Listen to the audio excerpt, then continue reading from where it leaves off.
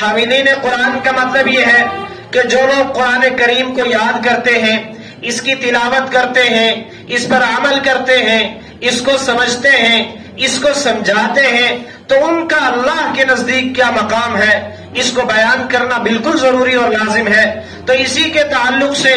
اللہ تبارک و تعالی جناب جبریل علیہ السلام کے ذریعے سے نبی اکرم صلی اللہ علیہ وسلم کے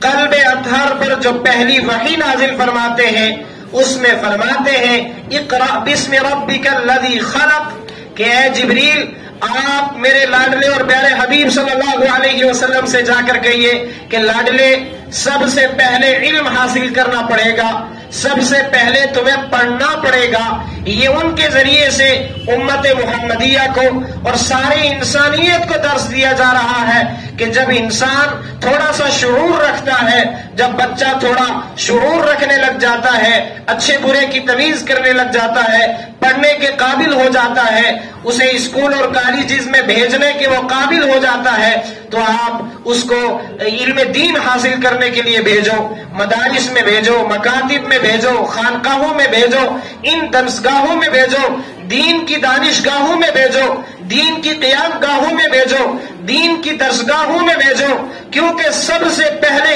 مسلمان کے اوپر یہ لازم اور ضروری ہے کہ وہ اگر علم دین حاصل نہ کرے، باقی جتنے بھی علوم وہ حاصل کرتا ہے سب بیکار ہیں، کسی کام کے نہیں ہیں۔ اگر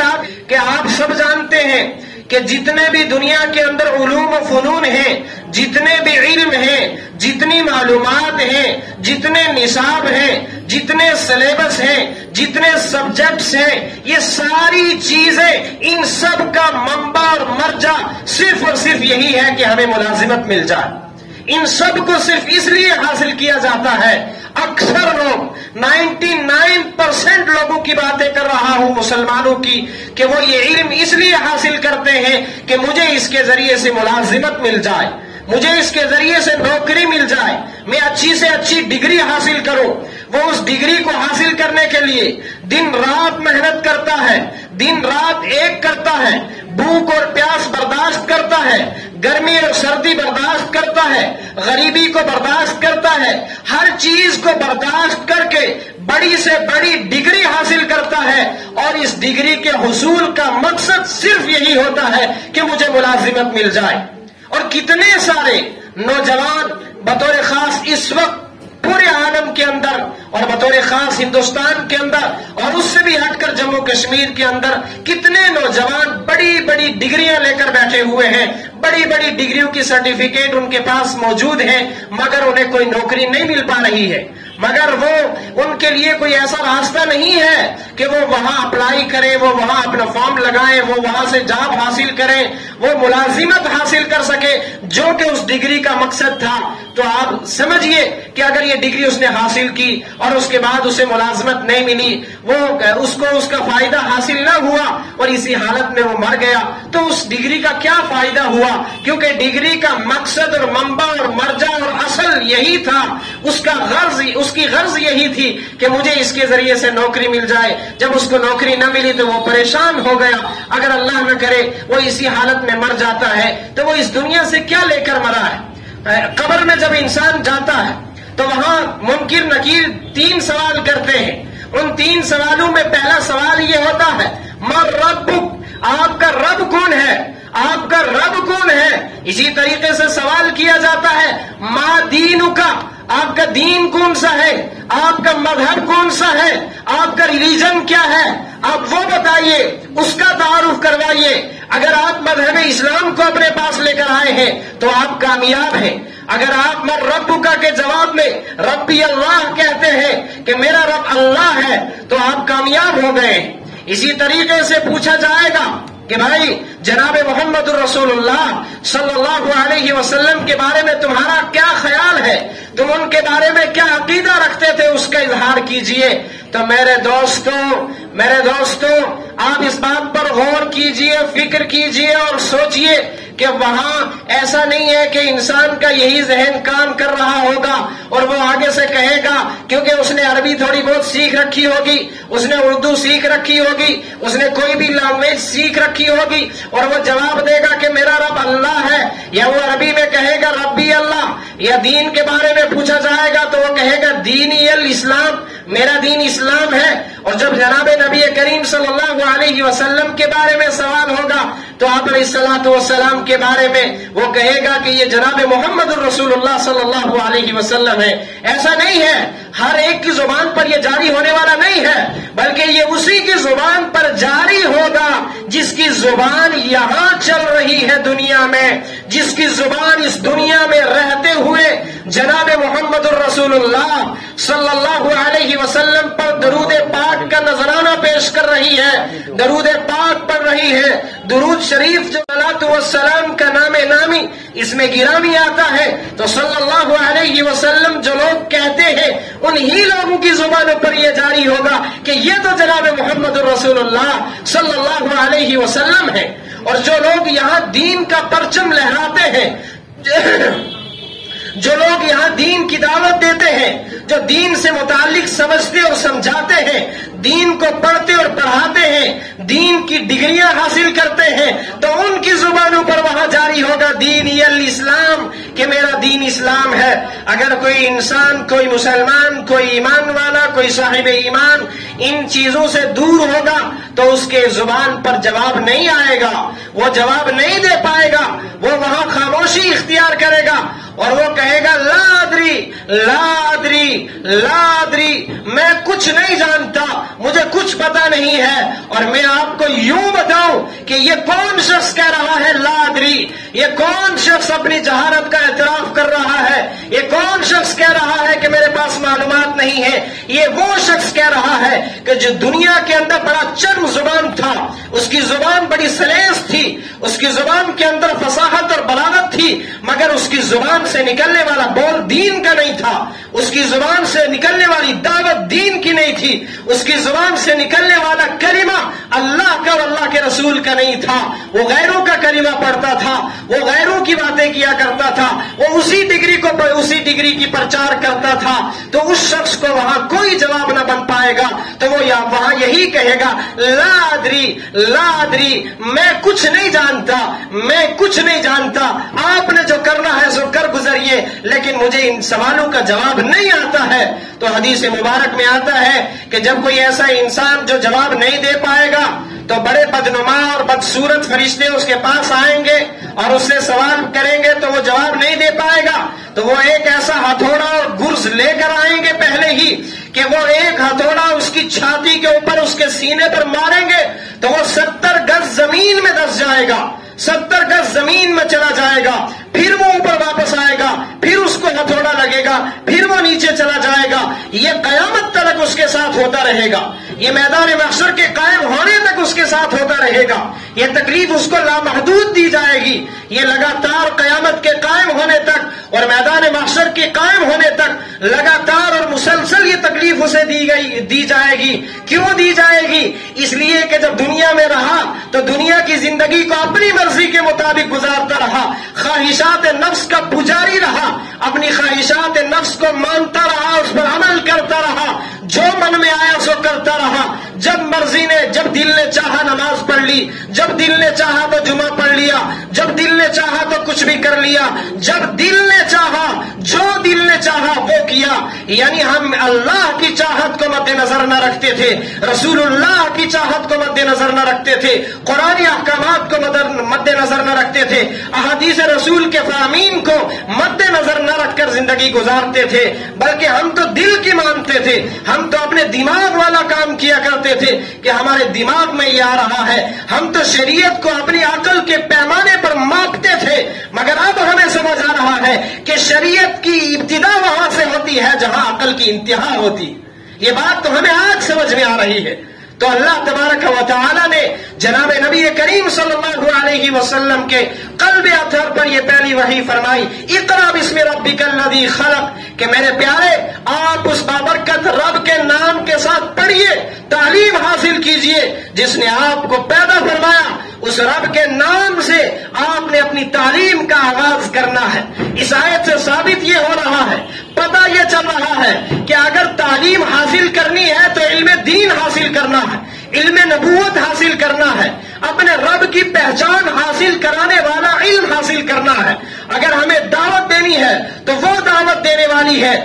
وہ دعوت دینی ہے جو اللہ کا تعارف کرانے والی ہو، جو مالک حقیقی کا تعارف کرانے والی ہو، جو رب السماوات والارض کا تعارف کرانے والی ہو۔ ایسا ہمیں علم حاصل کرنا ہے، ایسی ہمیں ڈگری حاصل کرنی ہے۔ ارے یہاں کی ڈگریاں تو ختم ہو جانے والی ہیں، یہاں کی ڈگریوں کے بارے میں، یہاں کے جسم کے بارے میں، یہاں کی ساری چیزوں کے بارے میں آتا ہے، کل من علیہا فان ویبقى وجہ ربک ذو الجلال والاکرام، کہ اس زمین کے اوپر رہنے والی، اس آسمان کی چھت کے نیچے رہنے والی ساری چیزیں درہم برہم ہو جائیں گی، فنا ہو جائیں گی، ختم ہو جائیں گی۔ ایک ایسا دن آنے والا ہے، ایک ایسا موقع آنے والا ہے، ایک ایسا وقت آنے والا ہے، اللہ کی طرف سے حضرت اسرافیل علیہ السلام کو حکم ہوگا، حضرت اسرافیل علیہ السلام سور پھونکیں گے، اور اس سور پھونکنے کی وجہ سے یہ کائنات کا نظام کائنات درہم برہم ہو جائے گا۔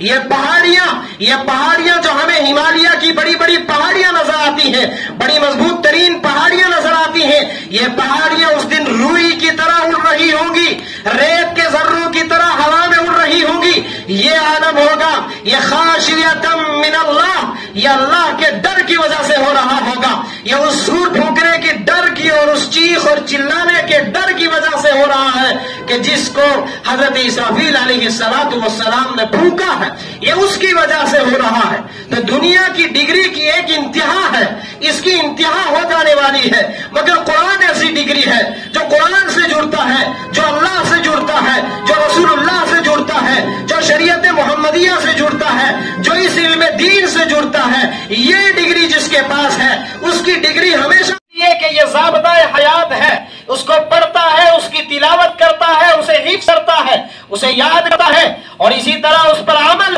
اپنی زندگی کو اس کے مطابق ڈالتا ہے، تو اس کے بارے میں یہ دو چیزیں یعنی قرآن اور روزہ قیامت کے دن سفارشی بن کر اللہ کے سامنے آ جائیں گی۔ جب اس کا حساب و کتاب بندے کا ہو رہا ہوگا، اللہ کی اور اس کی بات چیت ہو رہی ہوگی، حساب و کتاب ہو رہا ہے، نامہ اعمال تقسیم ہو رہا ہے، تو قرآن بھی آئے گا اور روزہ بھی آئے گا، اور وہ آ کر جھگڑا کریں گے، وہ یہ جھگڑا کریں گے، اللہ سے کہیں گے اے اللہ اسے جہنم کا فیصلہ اس کے لیے کیوں فرما رہے ہیں، اسے جہنم میں آپ کیوں بھیج رہے ہیں، ہم اس کی سفارش اور شفاعت کرنے کے لیے آئے ہیں، اس نے ہمیں دامن سے لگا کر رکھا، اس نے ہمیں سینے سے لگا کر رکھا، یہ ہم سے چمٹا رہا جب تک یہ دنیا میں رہا، یہ تلاوت قرآن کرتا رہا، یہ قرآنی آیات کو اپنے سینے میں محفوظ کرتا رہا، یہ قرآنی احکامات کو سمجھتا رہا اور اس پر عمل کرتا رہا۔ اسی طریقے سے اس نے جب رمضان کا سیزن آیا، چاہے وہ گرمیوں میں آئے یا سردیوں میں آئے،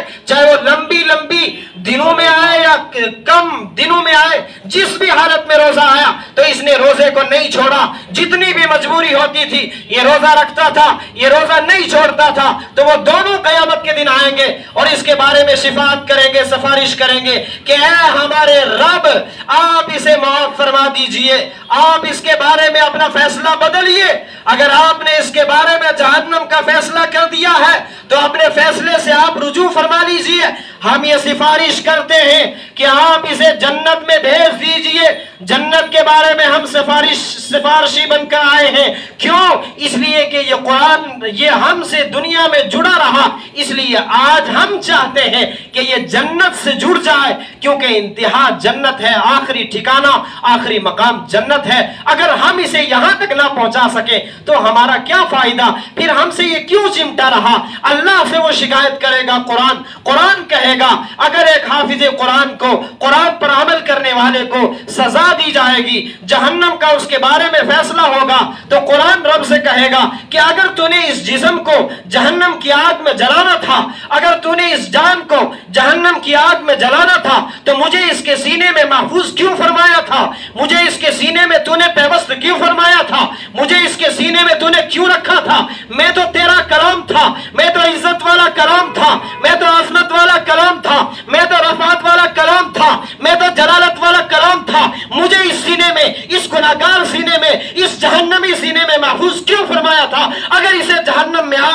کرنا تھا. آپ تو علیم بذات الصدور ہیں, آپ تو دلوں کے بھید سے واقف ہیں. انسان کے دل میں کیا چھپا ہوا ہے آپ اس سے بخوبی واقف ہیں. انسان کیا سوچتا ہے آپ اس سے بخوبی واقف ہیں. آپ تو انسان کو پیدا کرنے سے پہلے ہی اس کی ساری پلاننگ کر چکے تھے, اس کے بارے میں طے کر چکے تھے, اس کے بارے میں فیصلہ کر چکے تھے. آپ کو معلوم تھا کہ اس کے بارے میں نے جہنم کا فیصلہ کرنا ہے, کیونکہ اس نے دنیا کے اندر گناہوں میں اور بدفعلیوں میں بدکاریوں میں زندگی گزارنی ہے. اگر واقعی ایسا اس نے کرنا تھا اور یہ تمہارے علم میں تھا تو تو نے مجھے ذلیل کیوں کیا؟ تو نے مجھے اس کے سینے میں کیوں پیوست فرمایا؟ تو نے مجھے اس کے سینے میں محفوظ کیوں فرمایا؟ تو نے اسے افہام و تفہیم کیوں دی؟ تو نے اسے مفسر کیوں بنایا؟ تو نے اسے محدث کیوں بنایا؟ تو نے اسے معلم کیوں بنایا؟ تو نے اسے مدرس کیوں بنایا؟ تو نے اسے مبلغ کیوں بنایا؟ تو نے اسے مدرس کیوں بنایا؟ یہ ساری باتیں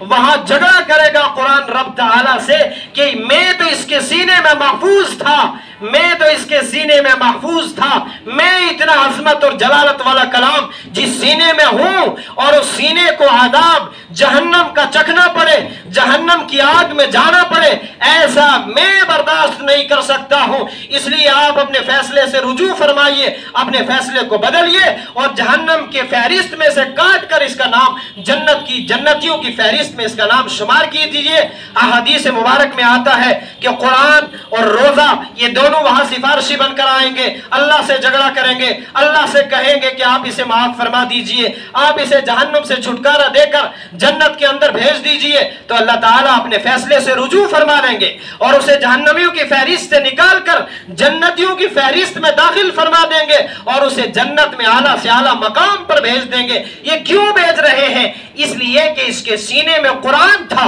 اس کا دماغ قرآن کو سمجھنے والا تھا, اس کی زبان قرآن کو سمجھانے والی تھی, قرآن کو یاد کرنے والی تھی. اس نے اپنے سینے میں قرآن کو محفوظ کیا ہوا تھا جو عزت و جلالت والا کلام تھا. اس لیے مجھے آج شرم آتی ہے کہ میں اس سینے والے انسان کو جہنم کی آگ کے سپرد کروں.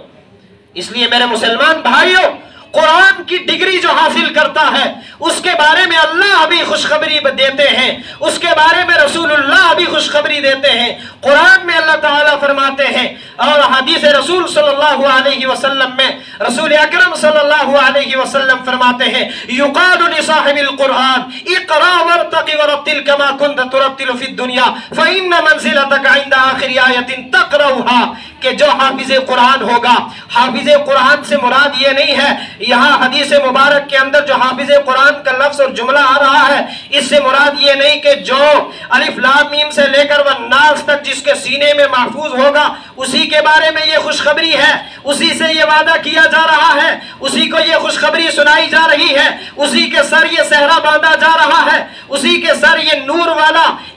والا تاج اسی کے سر پہ پہنایا جا رہا ہے. نہیں نہیں, بلکہ محدثین کرام اس کی شرح کرتے ہوئے فرماتے ہیں کہ اس سے مراد ہر وہ مسلمان ہے جو اپنے سینے میں ایک بھی آیت رکھے ہوئے ہے, جو اپنے سینے میں 10 سورتیں رکھے ہوئے ہے, 10 آیات رکھے ہوئے ہے, 1 پارہ رکھے ہوئے ہے, 10 پارے رکھے ہوئے ہے, 15 پارے رکھے ہوئے ہے اور پورا قرآن رکھا ہوا ہے, تو اس کی تو عظمت ہی بڑی. تو یہاں فرمایا جا رہا ہے اقرا ورتقی کہ اے حافظ قرآن آپ کلام اللہ کو پڑھتے جائیے اور جنت کی سیڑھیوں پر چڑھتے جائیے. وَرَتِّلْ كَمَا كُنْتَ تُرَتِّلُ فِي الدُّنْيَا,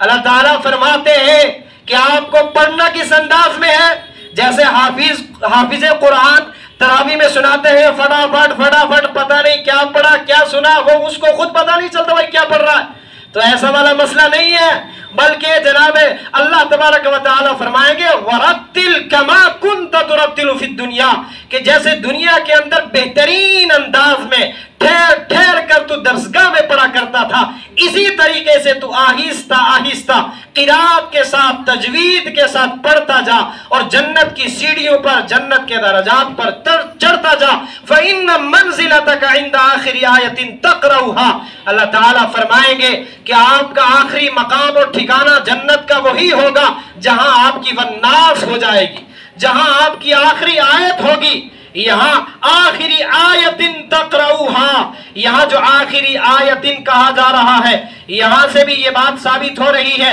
کہ آخر آیتن سے مراد قرآن مقدس کی آخری آیت ہی نہیں ہے، بلکہ وہ آخری آیت جو انسان کے سینے میں محفوظ ہے اس کے بارے میں کہا جائے گا کہ جو تیرے سینے میں آخری آیت ہے، اس آخری آیت کو پڑھ کر جہاں وہ کمپلیٹ ہو جائے گی، جہاں وہ مکمل ہو جائے گی، جہاں تیرا حفظ ختم ہو جائے گا، جہاں قرآنی آیات تیرے منہ سے بند ہو جائے گی، وہ جہاں تو پہنچے گا وہ تیرا آخری مقام ہوگا، وہ جنت میں تیرا درجہ ہوگا، وہ جنت میں تیرا ٹھکانہ ہوگا۔ یہ کس کو کہا جا رہا ہے؟ یہ کس کے بارے میں بشارت دی جا رہی ہے؟ یہ کس کے لیے خوشخبری سنائی جا رہی ہے؟ یہ کون سا آدمی ہے؟ اس کے پاس کون سی ڈگری ہے؟ یہ اس آدمی کے بارے میں سنایا جا رہا ہے جس کے پاس قرآن کی سرٹیفکیٹ ہے، جس کے پاس قرآن کی ڈگری ہے۔ قرآن کی ڈگری والا اس دنیا میں بھی کامیاب ہوتا ہے۔ جس آدمی کے پاس قرآن کی ڈگری ہے وہ قبر میں بھی کامیاب ہوگا۔ جس آدمی کے پاس قرآن کی ڈگری ہے وہ آخرت میں بھی کامیاب ہوگا، حتیٰ کہ وہ جنت میں داخل ہو جائے گا۔ اتنی بڑی فضیلت ہے ان لوگوں کی جو قرآن سے جڑے رہتے ہیں، قرآن سے متعلق اور منسلک رہتے ہیں، قرآن سے چسپاں رہتے ہیں، جڑے رہتے ہیں۔ ان لوگوں کے بارے میں یہ خوشخبری دی جا رہی ہے کہ لوگوں، اگر تمہیں ڈگریاں حاصل کرنی ہیں تو قرآن کی ڈگری حاصل کرو، قرآنی تعلیمات کی ڈگری حاصل کرو۔ یہی وہ ڈگری ہے جو تمہیں جنت میں لے کر جانے والی ہے۔ اس لیے میرے مسلمان بھائیوں، میری آپ سے گزارش ہے کہ اگر آپ بزرگ ہیں تو اپنی اولاد کو قرآن پڑھاؤ، اور قرآن کے لیے، قرآن پڑھانے کے لیے کسی اچھے استاذ کا انتخاب کرو جو قرآن کو بہترین انداز میں پڑھانے والا ہو، ورنہ قرآن کو پڑھانے والے آج وہ بھی ہیں جو خود قرآن کو پڑھنا نہیں جانتے۔ یہ تو آج کے وقت کا المیہ ہے۔ اس لیے آپ خود بھی قرآن سے جڑیں۔ قرآن سے جڑنے کا مطلب یہ ہے کہ آپ قرآن کی تلاوت کریں۔ وقت اجازت نہیں دیتا، ایک دو اشارے کر کے بات ختم کرتا ہوں۔ ایک شخص کے بارے میں آتا ہے کہ وہ پوری زندگی قرآن پڑھنا نہیں جانتا تھا، اس کے حروف کو ادا کرنا نہیں جانتا تھا، وہ قرآن کی آیات پر اور قرآن کی لائن پر ہر سطر پر انگلی پھیرتا رہتا تھا اور کہتا تھا اللہ یہ بھی تو نے سچ فرمایا، یہ بھی سچ فرمایا، یہ بھی سچ فرمایا۔ یعنی اس کی تلاوت کا یہ انداز تھا کہ وہ ہر سطر کے اوپر انگلی پھیرتا جاتا اور یہ کہتا جاتا صدق اللہ، کہ اللہ نے سچ فرمایا ہے، اللہ نے سچ فرمایا ہے۔ اب کیا فرمایا ہے یہ وہ نہیں جانتا تھا، مگر یہ اس کا ایمان تھا، یہ ضرور کہتا تھا کہ اللہ نے سچ فرمایا ہے، اللہ نے سچ کہا ہے۔ تو صرف اسی بات پر، اسی ادا پر اس کی بخشش اور مغفرت کے فیصلے فرما دیے گئے۔ تو قرآن ایک ایسی عظیم ڈگری ہے کہ جو اس سے جڑتا ہے وہ اللہ سے جڑتا ہے، جو اس سے جڑتا ہے وہ ذات رسول سے جڑتا ہے، جو اس سے جڑتا ہے وہ شریعت محمدیہ سے جڑتا ہے، اور جو اس سے جڑتا ہے وہ سیدھا ڈائریکٹ جنت سے جڑتا ہے۔ یہ اس مقام سے جڑتا ہے جس مقام سے ہم ایک دن نکل کر آئے ہیں اور واپس ہمیں وہیں جانا ہے۔ اللہ تعالی ہمیں واپس وہیں لے جائے جہاں سے ہم ایک بار نکل کر آ گئے ہیں۔ اللہ تبارک و تعالی ہمیں قرآن کو پڑھنے کی، پڑھانے کی، اس کو تلاوت کرنے کی، اس کو سمجھنے کی، اس کو سمجھانے کی اور اس پر عمل کرنے کی توفیق نصیب فرمائے۔ وآخر دعوانا ان الحمد للہ رب العالمین۔